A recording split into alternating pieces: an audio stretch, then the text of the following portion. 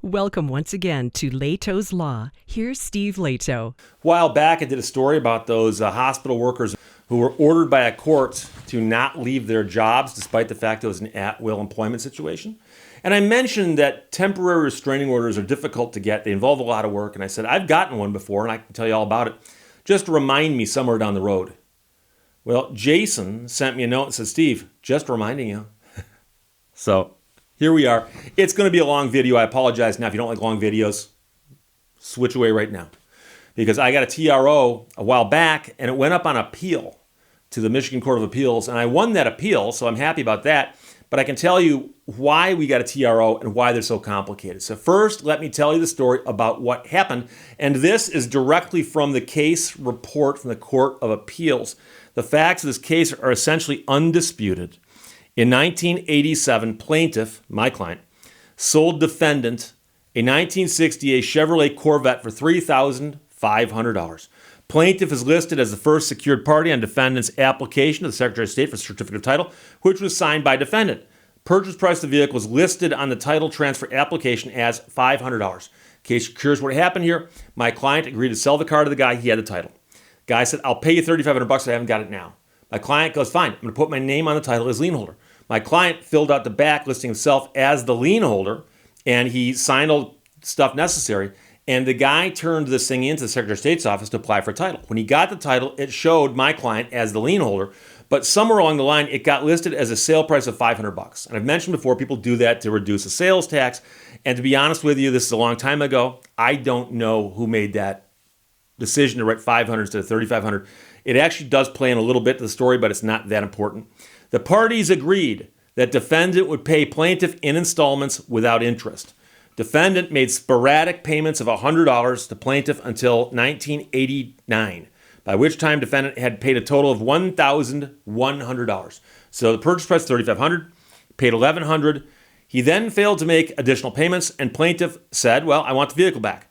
According to plaintiff, defendant refused to return the vehicle and refused to pay the $2,400. Defendant asserts, however, he has offered to pay the entire amount from the beginning of the dispute and opposes only repossession of the vehicle.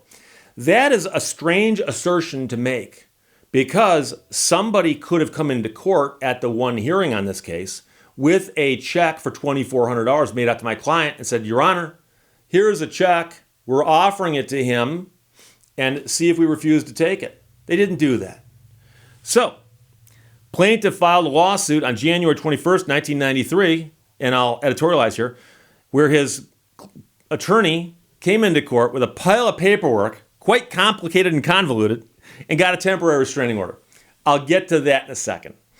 Plaintiff argues that the application for certificate of title constitutes a security agreement for purposes of Article 9 of the Uniform Commercial Code. I've mentioned before that I have a reported case on Article 9 of the UCC. It's the most obscure article. It involves secured transactions. I don't know a lot about it other than what I learned working on this case. The trial court agreed that plaintiff had a valid security agreement. However, the court then ruled that because the listed price in the vehicle is $500, defendant's security interest was only for that amount. The trial court then concluded that because defendant had already made more than $500 in payments for the car, plaintiff's security interest was extinguished. Accordingly, the trial court entered a money judgment for plaintiff in the amount of $2,400, but ordered plaintiff to execute a release of his security interest on the title of the vehicle. So we file the complaint with those facts. My guy gives them a car. They give my client some money, but not all. They stop making payments, refuse to make payments, but we've got a security interest in the car. So he'll give us the car back. And they go, no. So we file the lawsuit along with a temporary restraining order that says they cannot sell the car until we figure out what's happening here. And when they come into court, they go, well, we've already paid $1,100, and the car only cost $500, despite the fact that my client had another document that was a record of the payments that they acknowledged was accurate. So plaintiff argues that the trial court made a mistake in ruling that his security interest in the Corvette was discharged and that plaintiff is not entitled to return the vehicle. So that's our position. We essentially contended that the trial court made a mistake in relying upon defendant's false representation of the purchase price. In response, defendant argues that plaintiff failed to establish any enforceable security interest at all because the title application is insufficient to constitute the type of written security agreement required by Article 9. Article 9 says that you can get a security interest in something by creating certain kinds of paperwork. And the question is the paperwork we had sufficient to create that interest? The necessary components of a security agreement under the UCC are minimal. Article 9 defines a security agreement as an agreement which creates or provides for a security interest, which is essentially a statute of frauds. It provides that a security interest is not enforceable against a debtor and does not attach unless the secured party retains possession of the collateral or the agreement is in writing, signed by the debtor, and contains a description of the collateral. And guess what?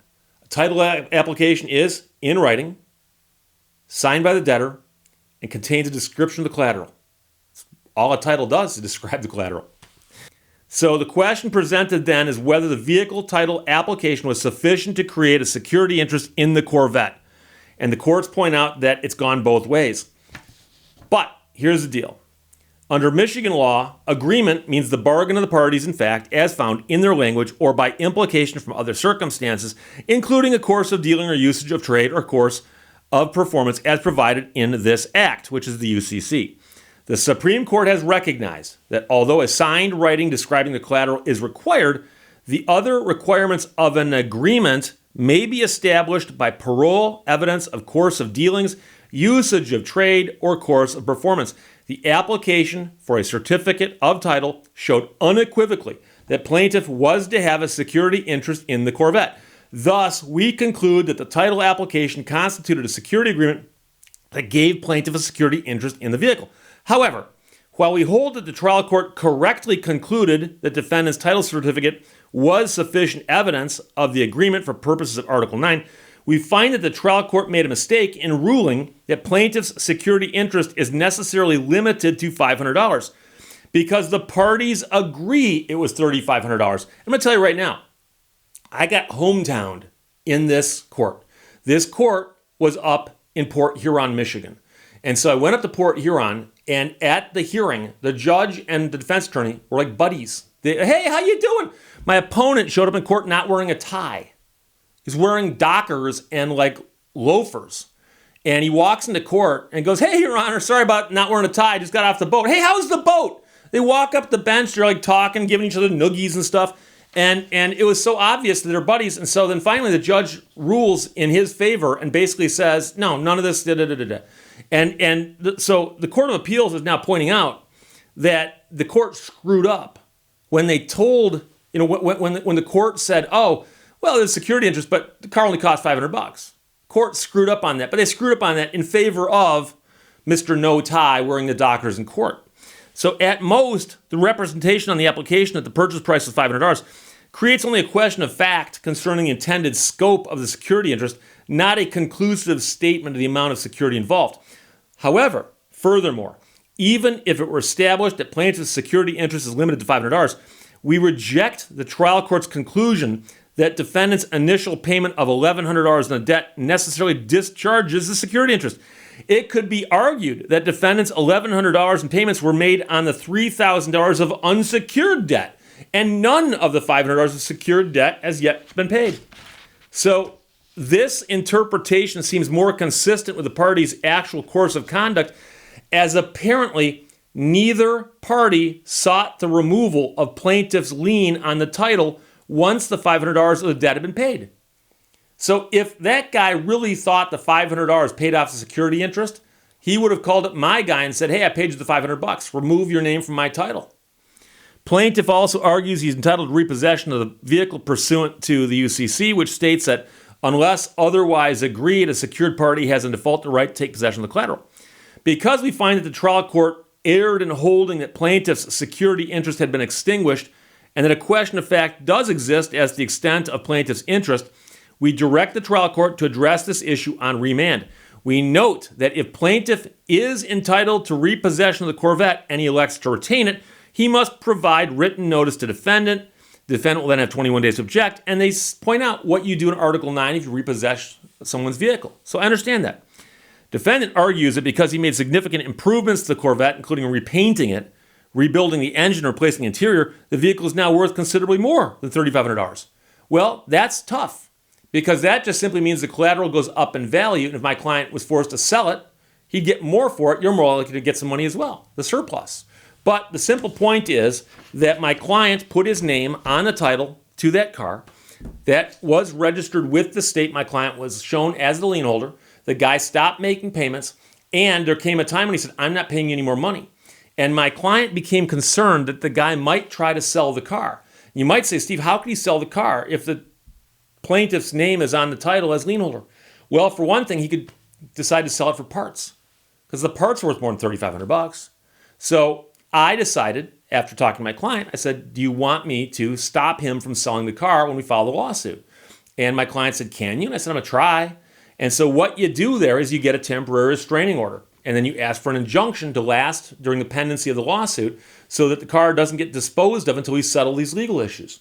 So here's the problem. The court is in Port Huron. My office at the time was in West Bloomfield, I believe. Maybe in Bloomfield Hills. It's been so long I forgot which of the Bloomfields I was in. It's a while ago. Guys in my office, I say, okay, we're going to file a lawsuit. The lawsuit's easy. I draft a complaint. A lawsuit's a complaint. I draft a complaint. But here's the problem. To get a temporary restraining order, I've got to ask the judge by way of motion and explain why we're entitled to a temporary restraining order because it's an extraordinary action, meaning that it's quite uncommon. Because I want the restraining order now. And I don't want to have to serve the defendant, have him hire counsel, and then have his attorney come in and have a motion hearing on it that way because by then the car could be gone. So I'm looking for what's called an ex parte action. Ex parte means that one party's doing it without the other party there. And the courts say you can do that if it's such that there's going to be irreparable injury, time is of the essence, and so on. And so there are situations where you can demonstrate to the court that we have an immediate issue here. And by the way, issuing the order is not going to hurt anybody, at least not in this case. So I had to draft a complaint. The law says if you're asking for a TRO based on a complaint, the complaint's got to be verified, meaning that my client has got to sign it under penalty of perjury, saying the facts in this complaint are true. Otherwise, you can get a TRO based on allegations in a complaint. Allegations in a complaint aren't sworn in that manner.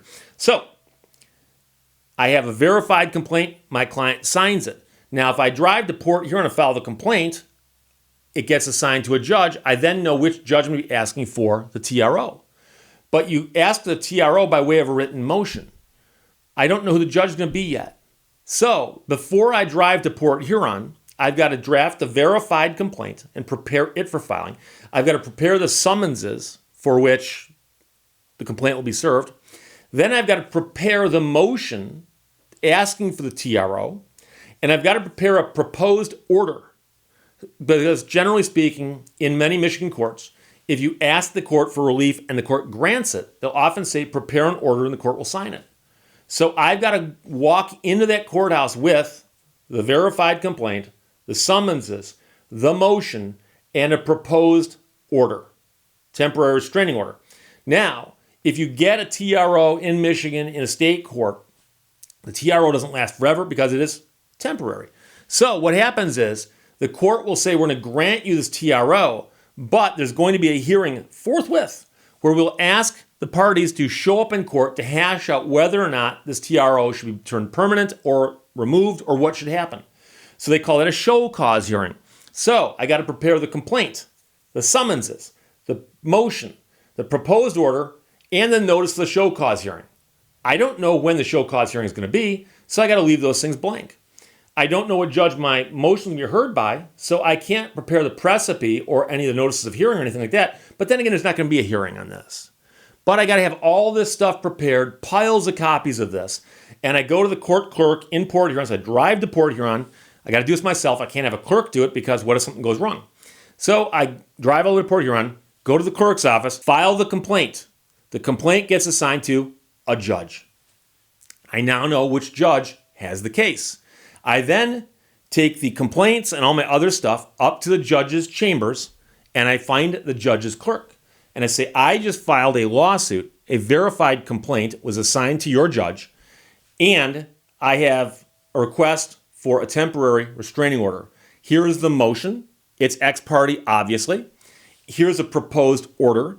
And here is a notice for show cause should this get granted. The clerk goes, thank you very much. Have a seat. I sit down. Now, I'm not sure if the judge is going to call me out into open court and have me put something on the record, or the judge can simply look at all my pleadings and decide whether or not to grant what I've asked. And all we're asking for was an order to keep the defendant from disposing of the vehicle until we resolve the issue of whether or not my client had a lien on the title and whether he had a claim to take the car back if he wasn't paid, or force this guy to pay or do something. But the point is, we don't want the car disappearing. That's not that serious of a thing compared to the things that people often go to court for. So in the case out of Wisconsin, somebody went to court and said a bunch of employees of this hospital have left to go to another hospital. We want an injunction stopping them from doing that. Those people all were faced with a decision. Do we violate a court order, or do we go back to the place we just quit and work? And that's messing with people's livelihoods.